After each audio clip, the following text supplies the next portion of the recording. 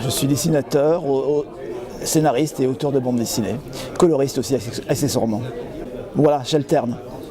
Sauf sur mon dernier projet qui a été un projet qui a duré 2 ans où j'ai mixé mes différents talents entre guillemets et j'ai tout fait. C'est un roman graphique. Arthur Cravant. Alors oui, j'ai besoin d'avoir une collaboration, ça permet de faire évoluer le projet et en fonction de la vision du dessinateur lorsque je suis scénariste, c'est vrai que le scénario évolue et il va dans son sens et ça devient un projet en commun en fait. Parce qu'Arthur Cravant, je ne pouvais pas le laisser passer.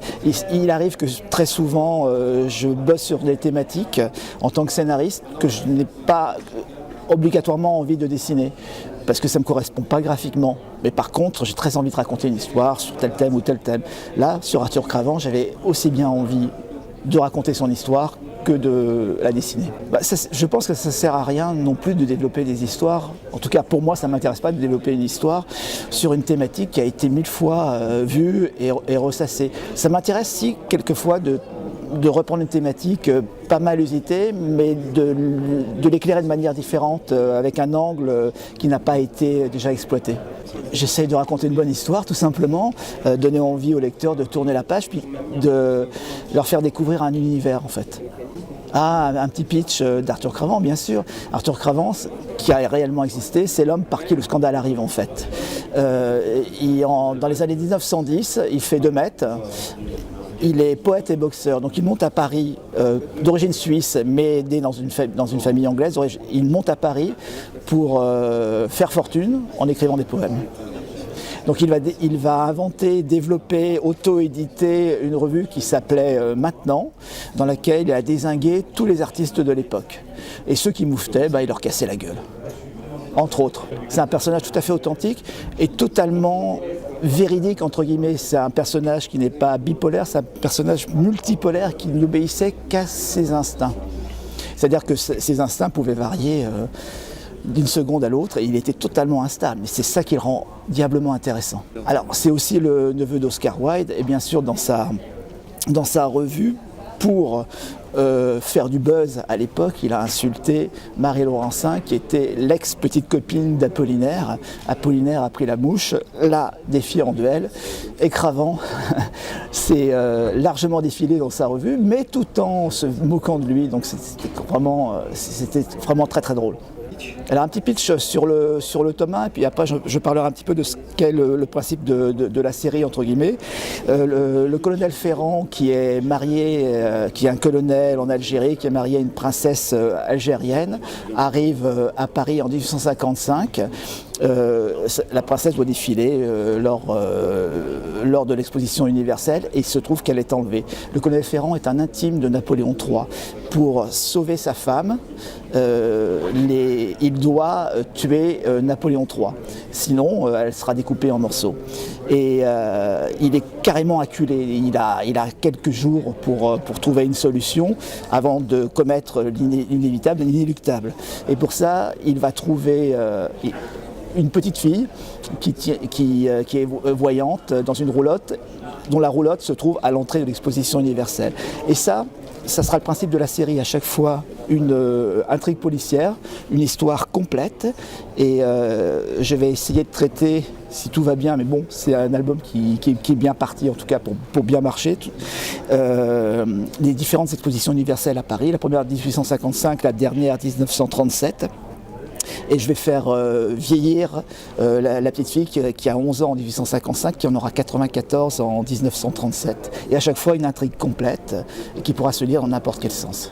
Non, ça sera après une jeune fille, une femme mûre, et à la fin une grand-mère et voire une arrière-grand-mère. Alors, pour les expos, d'abord j'aime beaucoup Paris, j'y vis, ou tout au moins je vis en région parisienne, et les expositions universelles, c'est une thématique qui capte l'air du temps de l'époque, mais c'est presque l'air du temps en bouteille, c'est-à-dire que toutes les aspirations de l'époque, toutes les technologies, toutes les intrigues possibles, toutes les haines, tous les heurts, c'est présent au sein de chaque exposition universelle. Et donc je trouve que c'est un sujet en or pour un scénariste et pour raconter une histoire. avec ce fameux fil rouge justement de cette cartomancienne à l'entrée de l'exposition universelle. Oui, mais pas que ça justement, c'est jouer avant tout aussi sur une histoire et une véritable intrigue. Avec des switches à la fin, des doubles switches, voire triple switch, ce qui m'amuse énormément. Bien sûr, oui, la fille de l'expo, ça continue. Je fais un diptyque, je prépare un diptyque avec mon compère Michel Chevreau, qui est fan d'aéronautique, qui est aussi aviateur, et on prépare un projet sur les Nozarts. Vous savez, c'était ces pin-up qui étaient à l'avant des bombardiers, dessinés à l'avant des bombardiers, qui étaient censés porter chance aux pilotes et à l'équipage.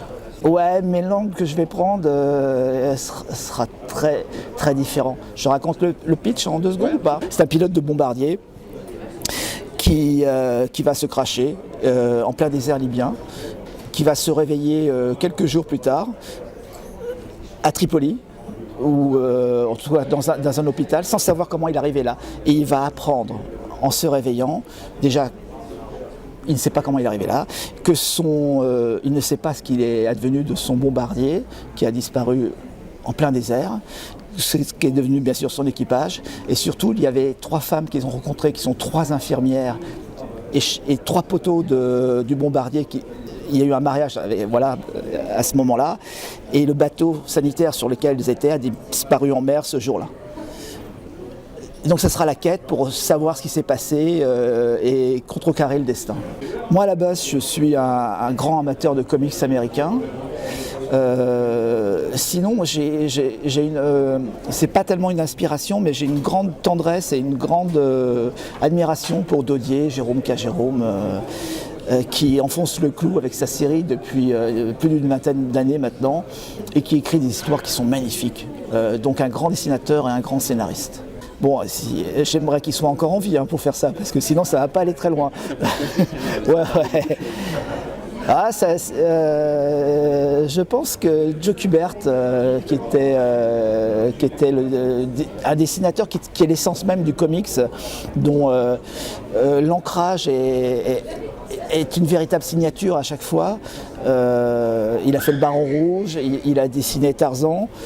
Même si c'est pas du tout de la bande dessinée au sens européen, c'est quelqu'un que j'aimerais bien rentrer, voir comment ça fonctionne, cette espèce de génie du trait et ça bouge quoi, de la vivacité. Mais bon, il y en a plein d'autres. J'ai fait ce métier parce que j'ai des admirations envers plein de dessinateurs. Et Uderzo aussi, bien sûr.